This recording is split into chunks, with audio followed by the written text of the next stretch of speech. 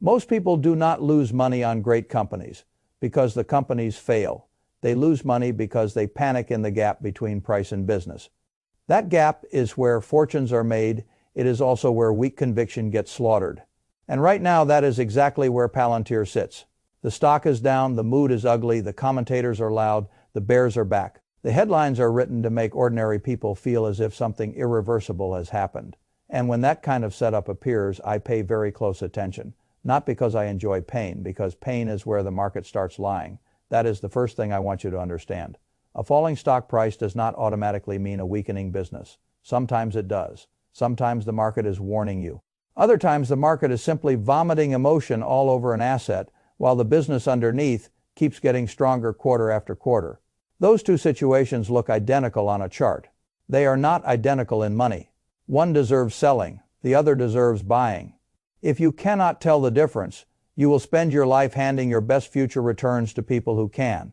That is what this story is really about. Not whether Palantir is loved or hated this week. Not whether some famous bear wrote another article. Not whether the red candles on your screen feel uncomfortable.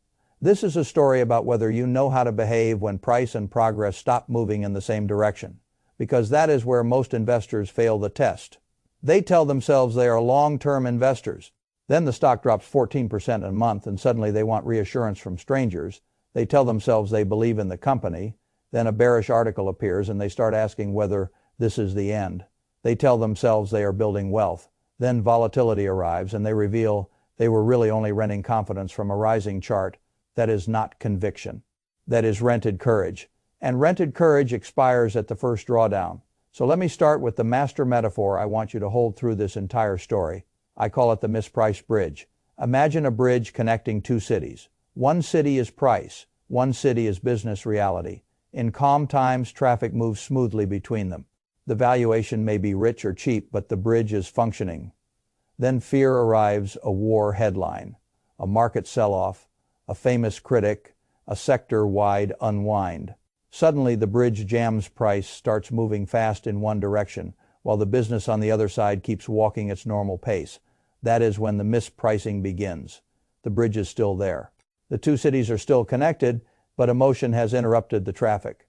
And when emotion interrupts the traffic long enough, the market offers you something very rare, the chance to buy a stronger business at a weaker price. That is the exact setup I care about, not price going down by itself, price going down while the bridge is jammed, and the business keeps advancing. That is the whole question with Palantir right now. Is this a broken bridge or a broken business? Because those are not remotely the same thing. The source document opens with the raw fear, exactly where most people live. The stock is down 26% over 6 months and down 14% over the last month. Fine. Those numbers are real. The source also immediately says something more important, which is what the weak hands do not want to hear in moments like this. Zoom out over the past year, the stock is still up sharply, and over 5 years it is up around 500%. That does not mean the recent drawdown does not matter. It means context matters more. Fay file a site, Fay turn 33, file 0, Fay context is everything in investing. Without context, volatility feels like information. With context, volatility often reveals itself as mood. And mood is not the same as truth. Now let me get to the central attack in the source because I do not want to hide from it. The bearish argument being amplified is simple enough. Palantir is supposedly vulnerable, perhaps technologically vulnerable, perhaps competitively vulnerable, perhaps at risk of being disrupted by newer AI players like Anthropic. The source frames this as the core of the current fear. Good, that is the right place to look. If a stock is falling and the business thesis is actually breaking, then the drop is not a gift.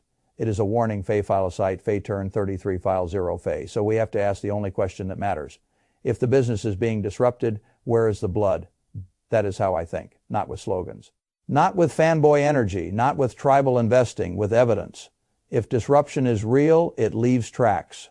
Revenue should weaken. Margins should compress. Cash flow should soften. Debt pressure should rise. Client retention should wobble. Forecasts should lose strength. Key people should begin drifting away. The quality of execution should deteriorate. A great many bad investment decisions come from people refusing to ask a business what problems should look like if it were actually occurring. That is how ideology overrides arithmetic. I am not interested in ideology. I am interested in tracks in the snow. So let us go one by one exactly the way a serious owner should. The first mechanism is what I call the price fear loop. This is the easiest mechanism in the world to understand, and the hardest for ordinary people to survive. The stock falls. People get nervous. Prominent critics speak louder because fear is now more marketable. The louder the critics get, the more nervous the market becomes. The lower the stock goes. The more proof, the crowd thinks it sees that the criticism must be correct. That is the loop. Price becomes evidence of itself, and that is incredibly dangerous because it feels rational. A lot of investors say, well, if the stock keeps falling, maybe the market knows something. Sometimes the market does. Other times the market is simply building a feedback loop out of fear. Headlines, sector weakness, and the human tendency to treat motion as meaning. That is what happened to a great many excellent companies in 2022. The prices fell first. The narratives darkened second. The same commentators who ignored the company on the way up became very philosophical on the way down. Nothing special there. That is how Wall Street content works. It monetizes movement. Now, the source says something I think is psychologically very important. If the company is still strengthening while the stock weakens, then the setup is exactly what a patient long-term investor should want. That is the right frame. But you cannot just assert it. You have to prove it. Fay file site Fay turn 33, file 0 Fay, so let us prove it. The second mechanism is the fundamentals gap. This is the bridge jam I described earlier. If Palantir were truly being hollowed out by competition, you would expect to see the business deteriorating in some obvious way. Instead, the source lays out a very different picture. It says revenue is about $4.5 billion annually, and that revenue growth over the last year was roughly 56%. That is not the signature of a company losing relevance. That is the signature of a company still expanding at a rate most businesses would kill for. Fayful site Fay turn 33 file 0 Fay. Now you can say, fine. Revenue can be bought. Exactly, that is why we go deeper. The source says operating profit margin is now around 31.6%, and that operating margin growth was explosive, around 191% year over year. That matters tremendously because it tells you this is not just top-line expansion with a rotting core. It says the business is becoming more profitable as it scales. That is what real leverage inside a software platform looks like. Fayful site Fay turn 33 file 0 Fay. This is where weak analysts go wrong. They see a high multiple and they assume all high. Multiple stocks are fundamentally fragile. A high multiple can be stupid. A high multiple can be justified. The thing that separates the two is usually not today's narrative.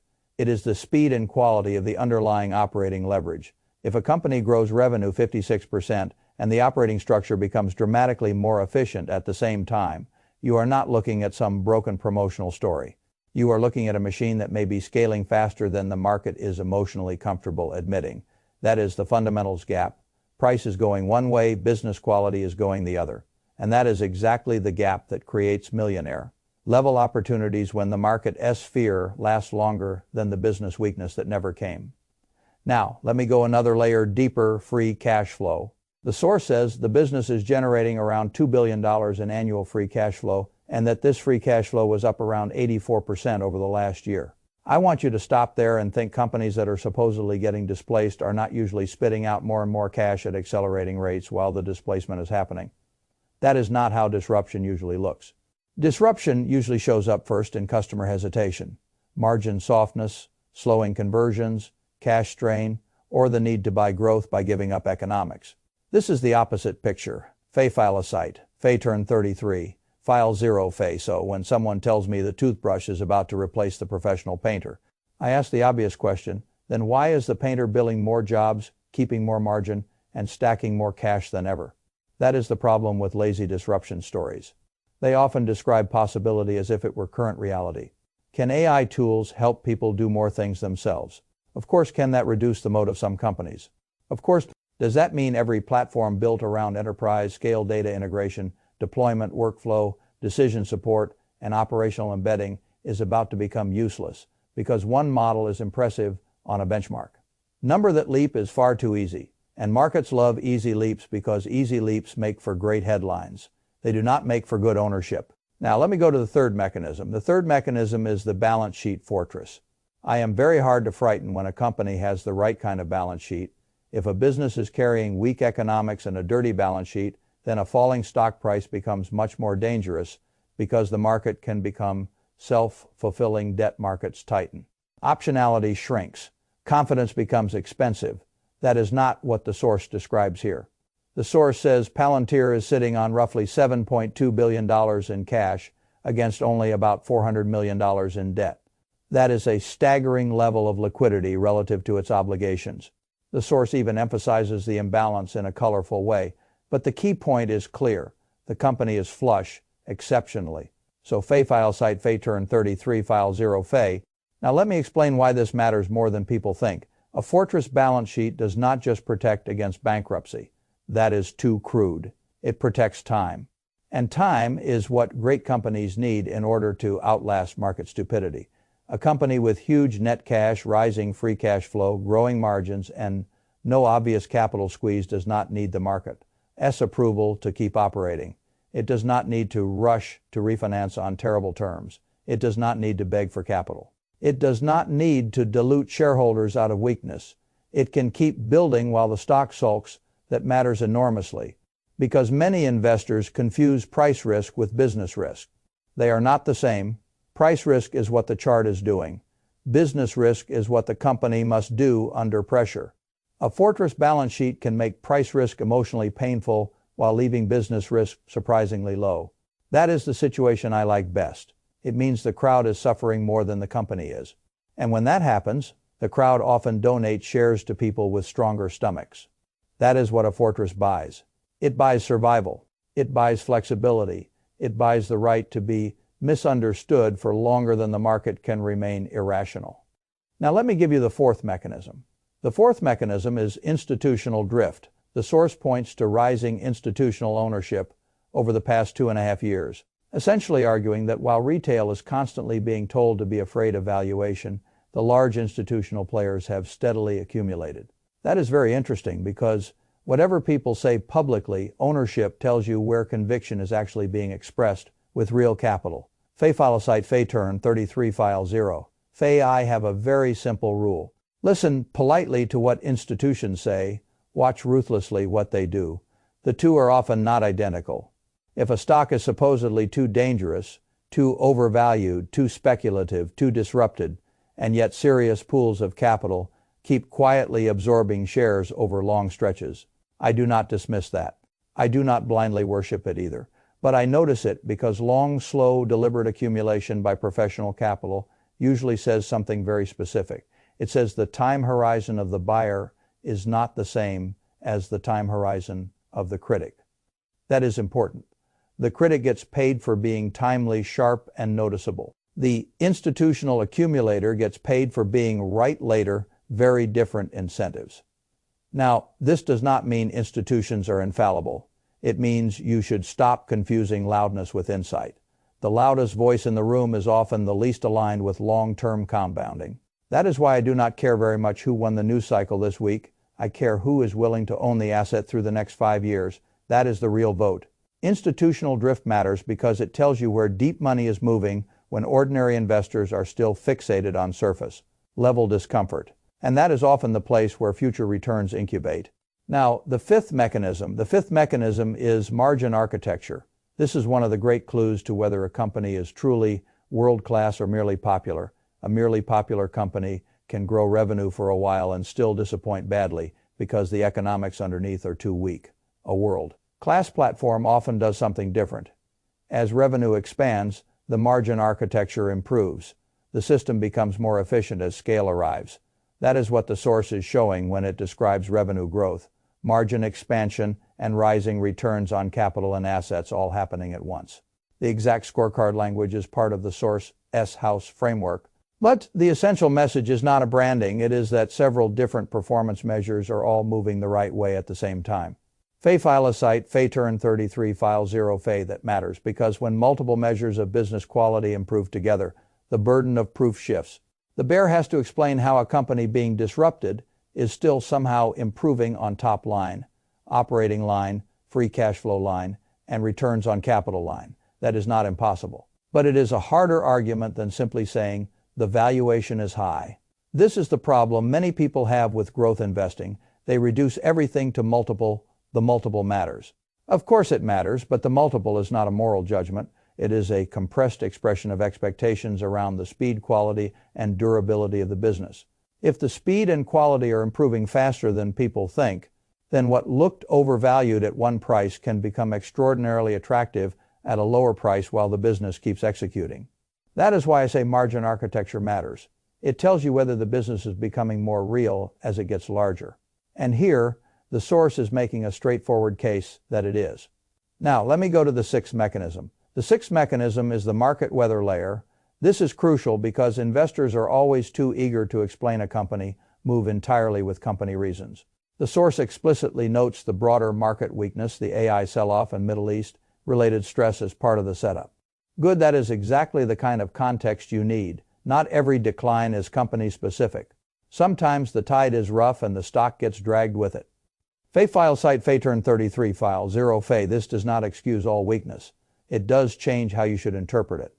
I always ask first, is the problem tide or hull? If the tide is rough, many good ships drift lower together. If the hull is cracked, that ship has a different problem. The whole job of investing is figuring out whether the water is temporary or the vessel is failing. And right now, the source's argument is simple. Much of the recent damage is weather layered on top of a loud bearish narrative. If that is true, then the market may be offering you company-specific fear without company-specific collapse. That is a very interesting gift. The market does that more often than people realize because it is much easier for the crowd to sell first and separate later than it is to discriminate carefully in real time. That is why good businesses often get marked down with the bad ones during broad stress. And that is why prepared investors love broad stress. It drags quality into reach. Now, let me give you the seventh mechanism. The seventh mechanism is conviction physics. This is where the real money is made or lost, not in analysis alone in behavior. The source says something I strongly agree with. Markets are cyclical, no stock goes straight up forever. And major returns are earned by being able to hold and buy through periods of extreme fear rather than needing every quarter to feel comfortable. Fay file site Fay turn 33 file 0 Fay. Exactly. This is the part nobody wants to hear because it transfers responsibility back to the investor. If you own a great business and cannot emotionally tolerate a 20%, 30%, or even larger temporary decline, then your analysis may be fine, but your structure is broken. And if your structure is broken, the market will find it. It always does. A lot of people think conviction means saying you are bullish. That is nonsense. Conviction means your actions remain aligned when discomfort arrives. Conviction means you can distinguish between narrative volatility and business deterioration. Conviction means you buy more when the thesis improves and the price falls, not because you enjoy pain, but because you understand arithmetic. That is what the source is trying to teach in its own language. Not blind loyalty, structured conviction. And structured conviction has rules. You do not buy because a YouTuber sounds confident. You do not buy because a famous bear sounded dramatic. You do not buy because the chart is red. You buy because you have studied the business, stress, tested the thesis, understood the risks, and decided the gap between price and progress is wide enough to reward your patience. That is how a serious investor behaves. Now let me talk about valuation because I do not want to dodge it. High-growth companies always create arguments because valuation is never comfortable at the top of quality.